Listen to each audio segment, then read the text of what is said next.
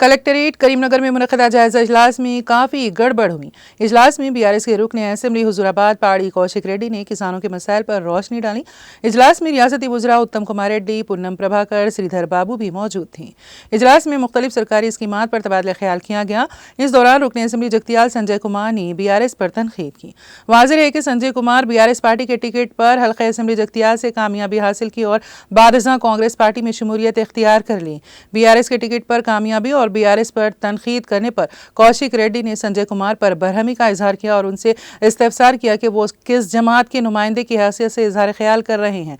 इस दौरान दोनों अरकान असेंबली कौशिक रेड्डी और संजय कुमार के दरमियान तल्ख अल्फाज का तबादला अमल में आया। पुलिस ने मुदाखलत की और कौशिक रेड्डी को जबरदस्ती इजलास से बाहर लेकर चले गए। बारज़ा मीडिया के नुमाइंदों से बात करते हुए कौशिक रेड्डी ने कहा कि आज कांग्रेस हुकूमत में अपोजिशन पर जुल्म और सितम किया जा रहा है।